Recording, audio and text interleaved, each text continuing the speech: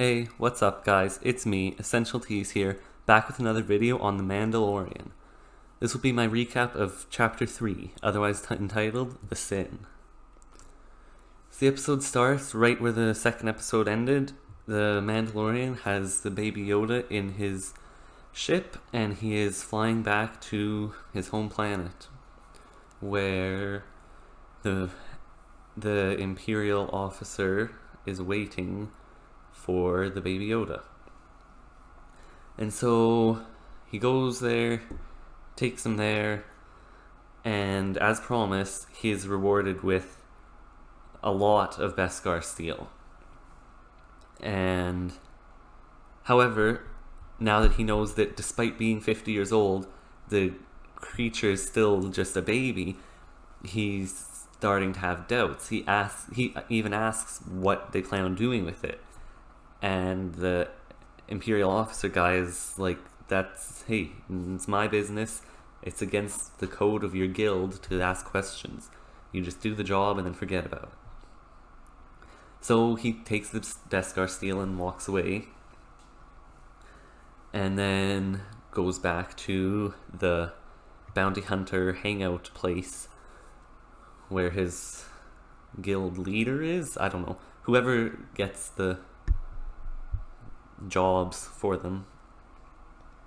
And so he picks one of the tracking fobs, he picks a mission, and he leaves. But before he leaves, he asks how many people had a tracking fob for that bounty. And it's everyone. Literally everyone had one of those. Everyone was assigned that mission. But no one could complete it except for him. So he takes this other bounty, he goes off to his ship, but instead of actually leaving to pursue this bounty, he then turns around and goes back to the Imperial hideout or whatever, and he's going to rescue Baby Yoda.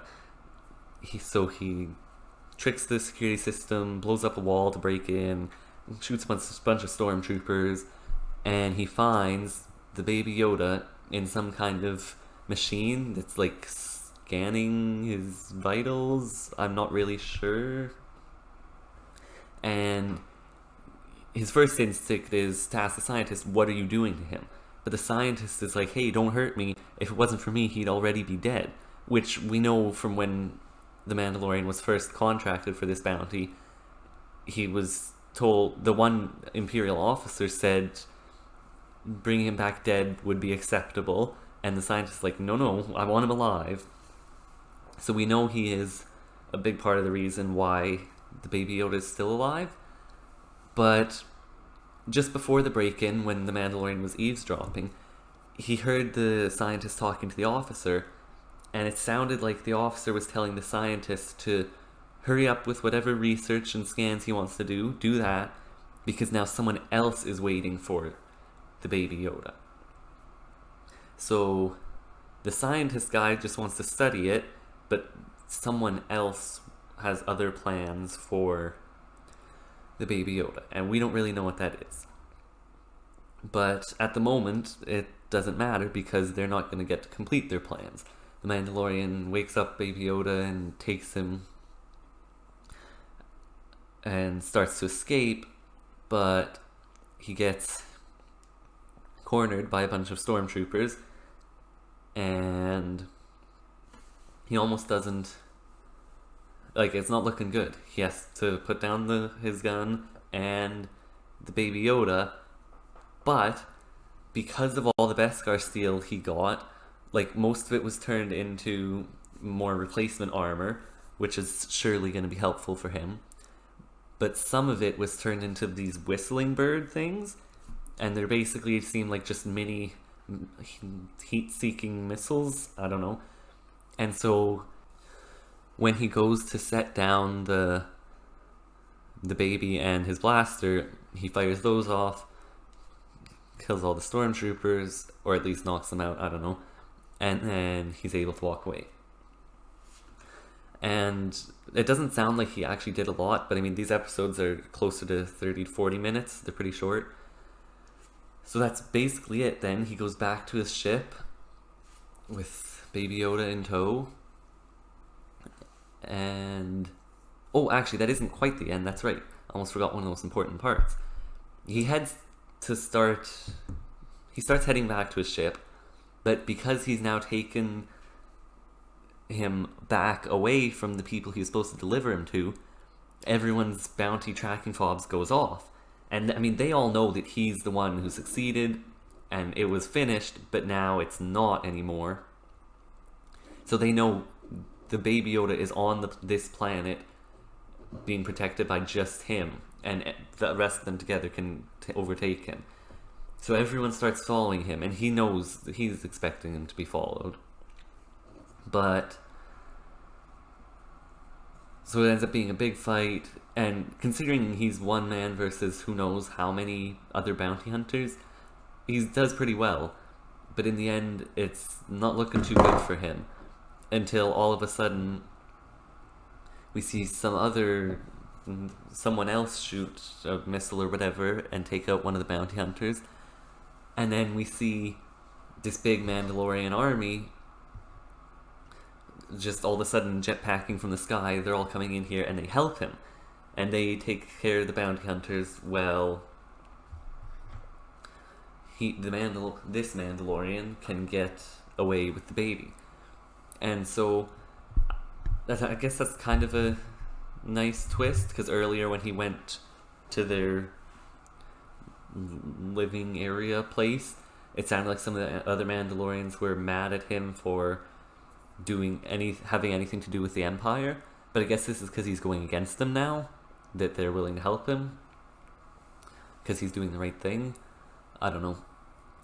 But it's also, I feel like that could play a bigger role than just this escape moment, because earlier in the episode they say that they're only allowed to leave one at a time, and they're living in hiding because of the Empire. So now if all of a sudden a dozen Mandalorians just come out of the sky on his side and not on the side of the people, then that's probably going to paint a bad image of them. Like, they're already living in hiding, and now they all come out just to come fight people. So I feel like that could have repercussions that last longer than the end of the episode. But anyway, he makes it to his ship with Baby Yoda, and only the guild leader is there. Like, he knew where he would go. But the Mandalorian shoots him, doesn't kill him because of the Beskar steel that just so happened to be in his pocket.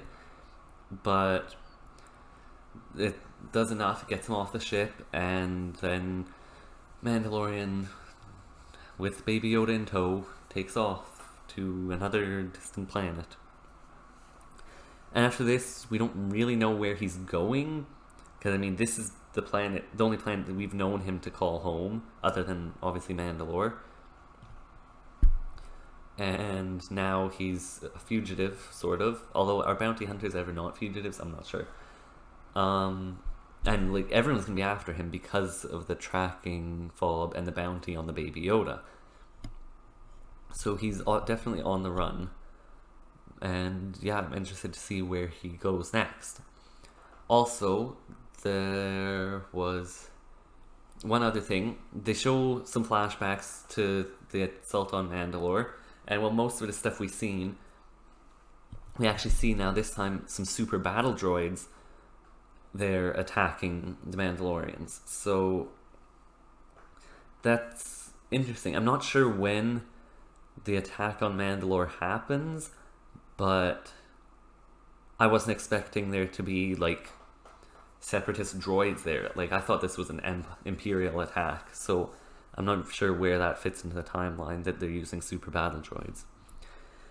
But anyways, guys, that's my review of this episode. Let me know in the comments what you thought of this episode and what you think of The Mandalorian overall. And if you could leave a like, that'd be greatly appreciated. And I'll see you guys later. Peace out. Bye.